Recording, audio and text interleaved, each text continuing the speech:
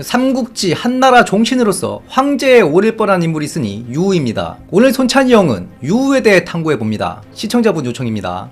당대 유씨, 황실, 종친들 중에 유표와 유원은 후대에 역적으로 평가되는 자들이죠. 반면에 진왕, 유총, 그리고 유효와 유우는 충신이었습니다. 물론 유총은 제천송사의 의구점이 있긴 한데 결과적으로 그는 당대의 정예의 병권을 가진 유씨 왕으로서 마음만 먹으면 당대 군웅들 마냥 자신의 봉토 이상으로 세력을 확장할 수 있었는데 왕작 영지 이상을 벗어나지 않았습니다. 보안대장군으로서 인근 군웅들을 견제하는 역할을 하였다. 원술의 손을 뿌리치다가 암살당하는 서사로 역사에서 퇴장하죠. 이 셋은 공통점이 있으니 난세의 정도를 걷다가 각각 야심찬 군웅들, 즉 원술, 손책, 공손찬의 먹잇감이 되죠. 물론 그 먹이가 보통은 취하면 안 되는 먹이들이었다. 원술도 유총을 죽여서 골로 갔고 공손찬도 유우를 죽여서 날아갑니다. 손책도 유효를 베진 않았지만 유효를 사실상 패망으로 몰아넣고 또 다른 호걸들을 많이 죽여서 그 원한을 다 잘못됐죠. 아무튼 당시의 난세가 이런 인덕 있는 자들의 도가 얼마나 통하지 않던 시대였는가, 이 유우의 서사를 통해서 느낄 수가 있습니다. 유우는 동해왕 유강의 후손이에요. 그 인덕도 5대조 유강을 딱 빼다 박았습니다. 유강은 광무제의 적장자였습니다. 당연히 태자가 됐겠죠. 태자인 시절에 1년의 일들로 태자 자리를 반납합니다. 그리고 동해왕의 왕작을 받고 물러나는 것인데, 이것도 얘기하자면 긴데 간략하게 얘기를 해보자면 유강의 모친 곽성통이 귀인이었는데 그 유강을 낳고 황후가 됐어요. 그런데 광무제가 여자를 상당히 좋아했죠. 그 중에서도 특히 총애하는 애첩이 있었습니다. 바로 귀인 음씨, 음여화죠. 그래서 도적들이 이 음여화의 가족들을 인질잡고 돈을 요구하기로 했던 거예요. 음여화는 미인에다가 인격도 상당히 훌륭한 사람이었다 되어 있습니다. 음여화가 먼저 아들을 출산했다면 황후 자리는 그녀에게 돌아갔을 거예요. 그런데 황후 곽씨가 음씨를 시기하여 모함하다 폐위되었다. 유강이 폐위된 황후의 아들로서 태자의 자격이 없다. 그래서 태자 자리를 스스로 내놓았는데 광무제는 이걸 받아들이지 않았다. 유강이 극구 주장하자 결국 동해왕으로 봉하고 많은 영지를 주었다. 물론 일자왕에는 못 미치지만 이자왕치고는 그 속편들을 보면 상당히 많이 되어줬어요. 이건 사실상 제가 보기엔 정치적 거래로 보입니다. 광무제도 당연히 음여의 아들을 후계로 내세우고 싶었을 거예요.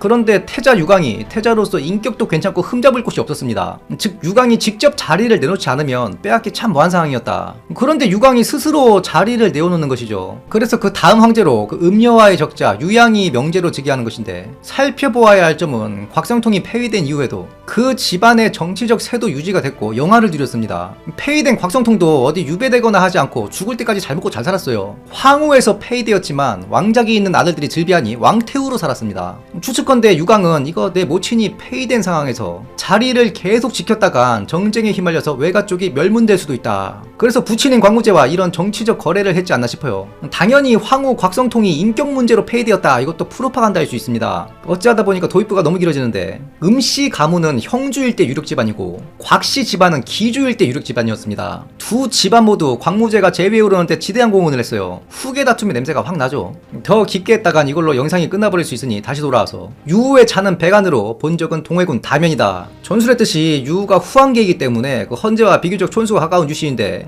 적자의 자손이 아니다 보니 그에게까지 자기가 돌아가진 않았습니다. 비슷한 위치에 있었는데 황제 오른 자가 영제 유갱이에요. 현에 호조 관리가 되었다. 호조는 말 그대로 호적 관리하는 부서입니다. 능력을 인정받아 군에도 추천이 되고 결국 효렴에 청거되었다. 그리고 이후 유주 자사까지 올라갔는데 북적 및 동의들과 좋은 관계를 맺어 백성들이 그를 좋아했다. 그런데 공사거관, 공적인 일로 관직을 떠났다. 이건 영전 아니면 좌천 둘 중 하나입니다. 그런데 이후 유우가 황건적인 난이 일어나자 감릉상을 하게 되는데 그 사이 유우의 관호가 없습니다. 즉 야인이었다는 거예요. 유주자자에서 면직됐다는 거죠. 이건 제가 추측하기로는 뇌물죄로 면직이 되었을 겁니다. 당시에 고관대적에게 돈을 바치는 것만이 뇌물죄가 아니었습니다. 유우가 오환, 선비, 부여하고도 좋은 관계를 유지했다 되어 있는데 이런 게 다 예물, 즉 돈으로 구슬린 거예요. 실제로 유우가 나중에 공손찬하고 대립할 때 공손찬이 그 유우가 이들에게 보내는 예물을 족족 탈취하죠. 이런 이민족들에게 보내는 돈도 뇌물죄로 성립이 됐습니다. 그 예가 있어요. 그 황복유가 강족들을 예물로 꼬시죠. 이걸 황관들이 황복유가 강족들에게 뇌물을 줬다 참언하니까 황복유가 그래 나 돈 줬다. 그런데 예물로 1000만 전밖에 안 썼다.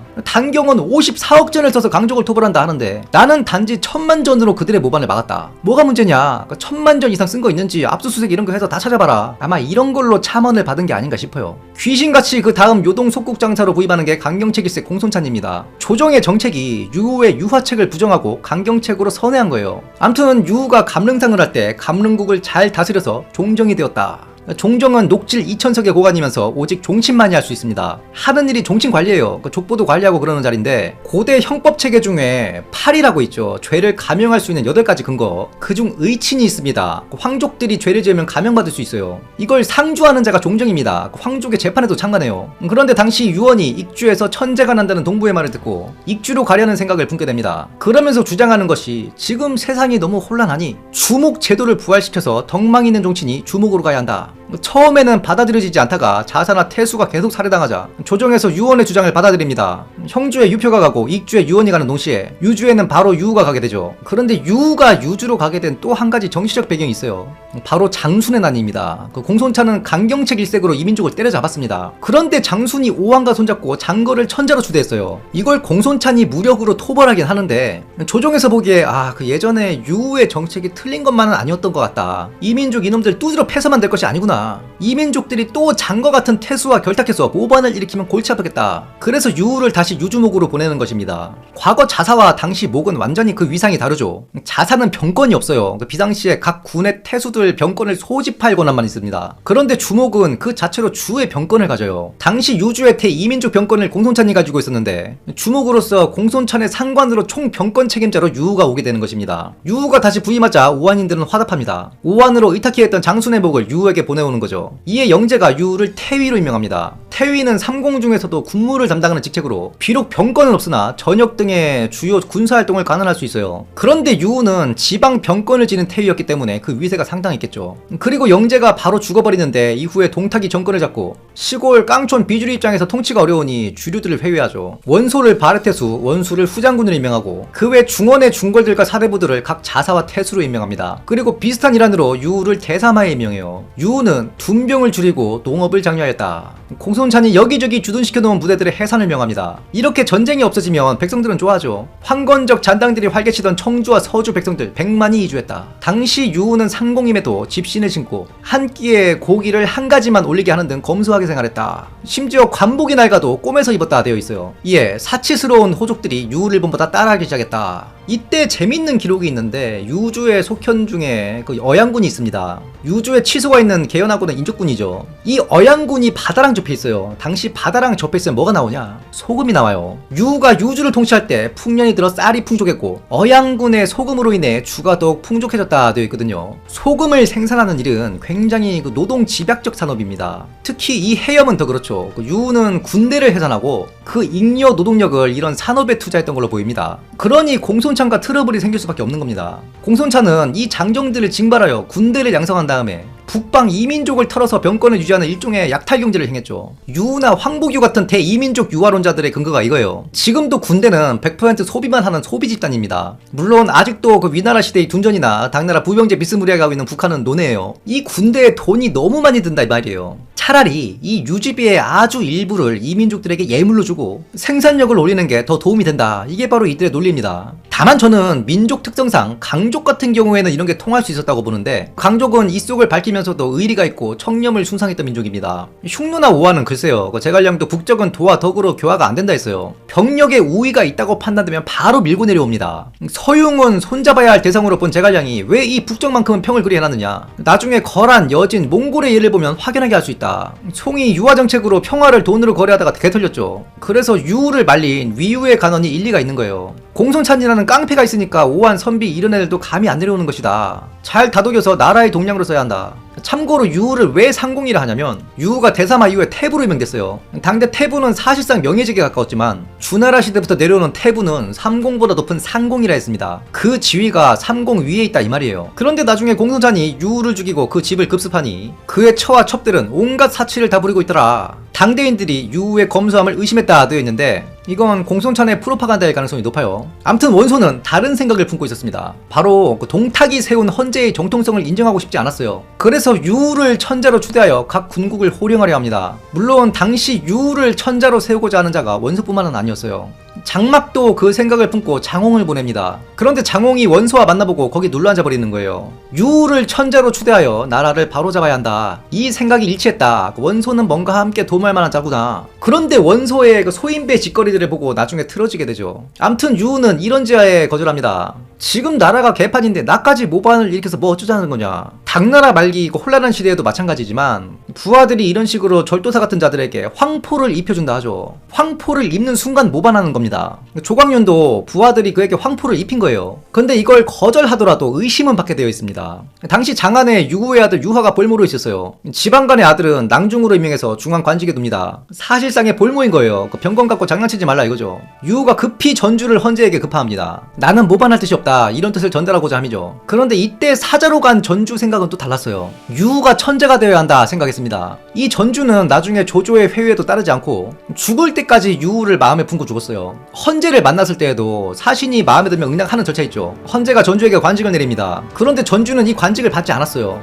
자신은 유후의 사람이다 생각하고 받지 않았다 되어 있습니다. 즉 유후가 천재가 됐으면 하는 생각을 가지고 있었던 거예요. 이에 불과 10살 조금 넘은 헌제가 유후의 충성심을 확인하고는 볼모로 있는 아들 유화를 빼돌려버려요. 유후가 거병하면 동탁은 당연히 유화를 죽일 것입니다. 원소가 거병했을 때 수도에 있던 원의 일족은 동탁한테 멸족당했어요. 즉 헌제가 유화를 빼돌리면서 나를 구하기 위한 군대를 일으켜라 밀명을 내립니다. 그런데 유화가 원술한테 들리는 바람에 억류되죠. 원술이 유랑 손을 잡고 같이 동탁을 칠까 말까 고민하는데 이걸 공손찬이 알았어요. 이때 공손찬은 유우와 불편한 관계 정도였습니다. 급히 날랜 병사들을 파견해서 원술한테 보냅니다. 그리고 야 유우가 병사를 보내더라도 그거 병사 네가 꿀벅해버려라. 원술이 그 말을 따르게 되면서 헌제의 밀명은 실패하게 됩니다. 그런데 이걸 나중에 유우가 알게 됐어요. 둘 사이가 험악해집니다. 대신 공손찬은 이 일로 원술이라는 우군을 얻게 됐죠. 유우가 공손찬의 군비를 축소하였다. 유우가 보기에 공손찬 이놈이 하는 행태를 보아하니 전리품을 조정으로 보내지도 않고 세력을 키워서 뭘 하려고 하는 거냐, 나중에 황실의 후환이 되겠다 이 생각을 한 것으로 보여요. 거기다 공손찬이 이민족들만 때려잡는 게 아니라 원소하고도 다투려 한다 이겁니다. 이걸 유우가 우려했다. 실제로 이후 공손찬이 원소의 10가지 죄상을 조정에 상소하죠. 암튼 유우가 돈줄을 막으려 하니 공손찬이 약탈을 통해 전비를 마련했다. 물론 관내 백성을 약탈한 건 아니고 이민족들을 털었던 걸로 보입니다. 당시 사서에 적힌 백성의 범주에 이민족들도 통제해야 할 백성으로 봤어요. 이건 유우의 대이민족 정책에도 큰 혼란을 가져오는 일이죠.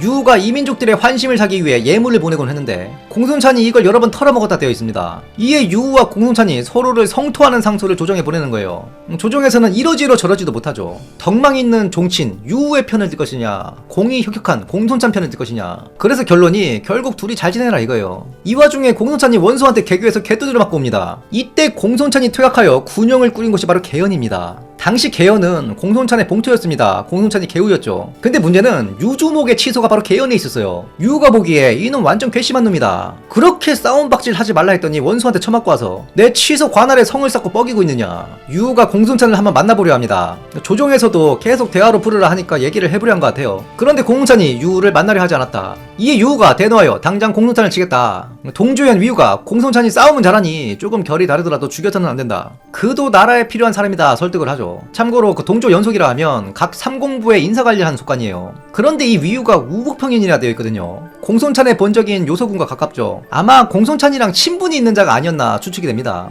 공손찬이 정치를 이렇게 막대먹게 했어도 소시적에 당대 대유, 노식이랑 유관에게 수학했기 때문에 그 인맥은 꽤 있었다 봐야 돼요. 유비랑도 학벌관시 아닙니까? 그리고 나중에 유우가 공손찬을 기습할 거라 기밀을 알려준 것도 공손기라는 공손찬 쪽 사람이었죠. 핵심 인맥에서 유우가 그 일대 토박이 공손찬한테 밀릴 수밖에 없어요. 아무튼 유우가 이때는 한번 참습니다. 그런데 그 다음은 못 참아요. 유죽은 10만을 불러 모았다. 종사 정서가 싸움을 말리자 그를 참하였다. 참고로 10만은 호활입니다. 1개군이 1도읍에 20여 개의 속현, 이 1개군의 총 병력이 5천, 그리고 각 군들과 도의부를 합친 병력, 즉 10만이라 하면 죽은 전병력의 상징적 숫자이다. 유죽은 10만 중에 공손찬이 이미 3, 4만을 가지고 있었고 나머지 치안군이나 도의부 병력들을 제하고 유우가 부릴 수 있는 병력은 대략 많아야 3, 4만 정도였을 겁니다. 그런데 유우한테 승산이 있었어요. 당시 공손찬의 군대는 전투를 위해 여기저기 흩어져 있었다 되어 있습니다. 한 곳에 결집되어 있던 게 아니라는 거예요. 실제로 공손찬이 당시 부릴 수 있는 병력은 수백에 불과했다. 유우가 군사들에게 주의시키기를 무상 여인, 살일 백규이, 나머지 사람은 다치게 하지 말라. 오직 백규만 죽여야 할 뿐이다. 이런 게 바로 송량지인입니다. 송나라 양공이 초나라랑 싸우는데 초나라군이 도하를 하고 있었어요. 당연히 도하할 때 덮치는 게 기본 중에 기본이죠. 도하는 실패할 경우 전군이 망가질 수 있는 위험한 작전입니다. 이 도하를 보고만 있는 거예요. 따르던 군사마가 지금 공격해야 한다. 이 양공이 그건 군자의 도리가 아니다.